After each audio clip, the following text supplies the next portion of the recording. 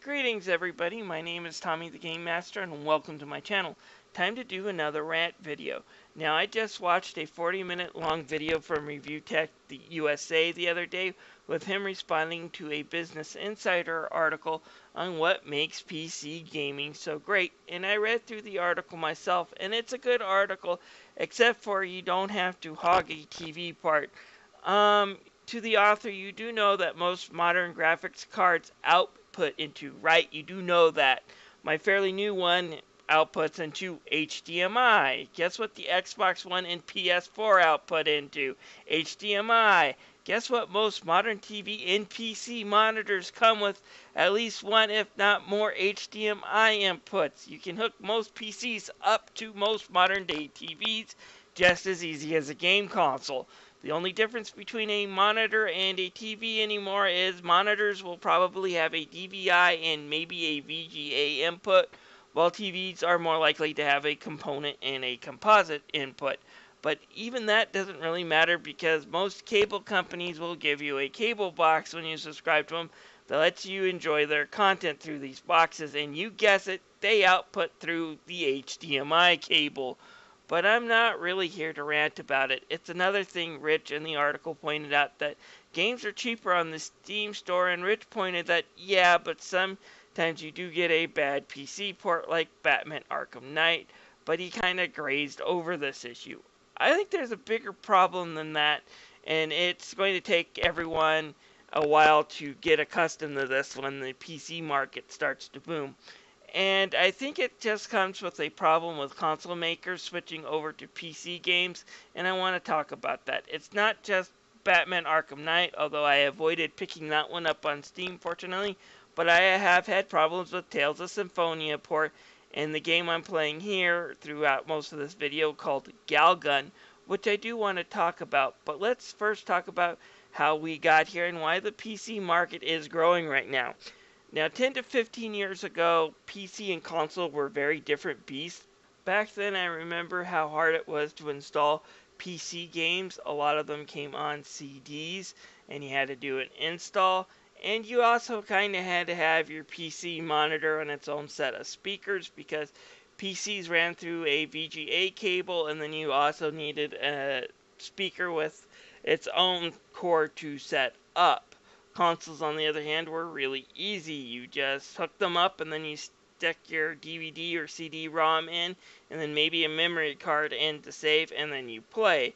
It's why us console gamers loved our consoles, no needing to worry about a huge amount of details on the side of the box and praying you memorized your own PC specs correctly at the store and hoping your Windows upgrade pack didn't kill the compatibility with the game you just bought, which did happen sometimes, like the original CD-ROM release of Final Fantasy VII getting killed by a window update that I did.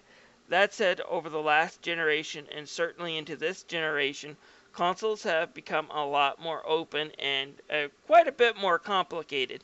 Instead of just one type of console to buy, you often have to take a look at things like hard drive spaces and remember those things as well. And coming soon, I can guarantee you it's going to run into this just the way Sony and Microsoft have announced their plans. It's going to be asking, will this run okay on the original Xbox One, or do I need an Xbox One, or eventually an Xbox One X2? You know that's coming, guys, and it just does make things a lot more complicated for console owners who like it really, really easy. That said, these companies also want to open up the market, so I don't blame them there. Meanwhile, on PC, Valve's invention of Steam and Microsoft making their Windows platformers more gamer-friendly with the ability to even pair Xbox controllers easy to a PC, it opens up a platform a lot more. And a lot of console gamers are kind of coming to the PC for the first time. While figuring out a PC is still a bit more complicated, with Steam it's pretty easy since I can do it right at home with my CPU specs just a few clicks away. Because of this new market, more and more console gamers are making their way to Steam. But here's the problem, it just doesn't making sure your specs are up to par, but it also falls on the developers to make sure that they have all their bases covered when it comes to making sure it works in your PC's environment. Which brings me to two games I'm going to be talking about today. Now, Symphonia, when it first launched a year and a half ago, was a freaking joke. I remember a lot of fans were excited to see that it was going to be released on Steam, so PC gamers can experience what we considered a classic JRPG, and Bandai Namco even gave out free copies for those of us who bought Zestiria. I downloaded my free copy of the game and then went, oh my god, they didn't take this seriously at all. I didn't get very far into my copy of the game as I just beat it on the PS3 a few bounds before, and I really didn't want to replay it again, but I definitely wasn't going to replay it again in this condition. I did videos telling people whenever it was patched to let them know that it's being patched. I'm someone who tries to be fair. If I make a video bashing it for being a poor quality port, I will try to make any attempts to talk about how they fixed it because it was a disaster.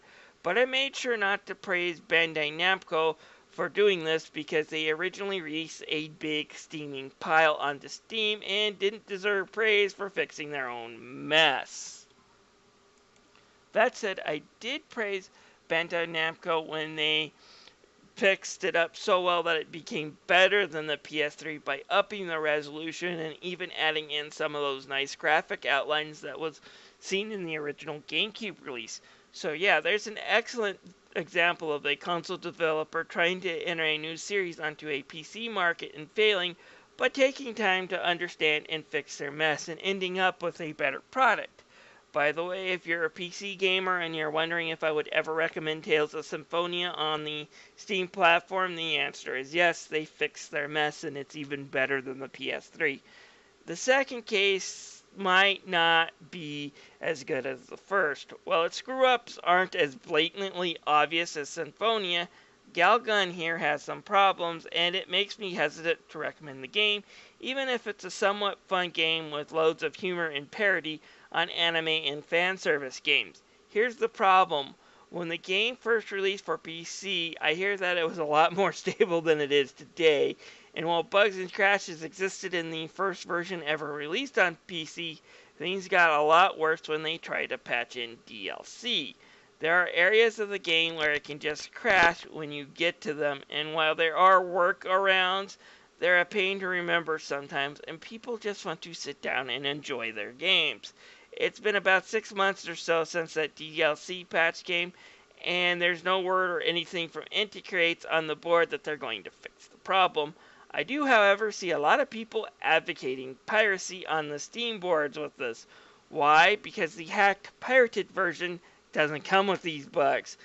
Now, Inti Creates, I will give you credit. You're one of the few Japanese developers who have decided that it's in their company's best interest to actually embrace social media and YouTubers rather than fighting to protect your IP against your own fan base who just wants to create videos sharing their love of said IP, and your games are really fun to boot. But you have to be very careful treating the PC fan base this way, and I'll tell you why. They're number one, vocal, and number two, you see why the Xbox One and PS4 does have groups you can talk about games to. They don't come with keyboards, and accessing the group takes a few clicks on the controller. Here, when my game stops, I'm right just one click away from the discussion boards where I can file a complaint and tell people, and people can access these discussion boards from the Steam store page. And yeah, I did lodge a few complaints and questions on the discussion boards. I urge you to fix your problem, Inti Creates. You got a fun game here, but you're selling crap that's not working, and that's not cool. I will do a review of the game, but I will probably patch in later whether or not they fixed it, and that will go into my recommendation. I have to be careful. I can't recommend games that are this broken and crash this easily if I know about it. Anyways, this is Tommy the Game Master thanking you for listening. I'll see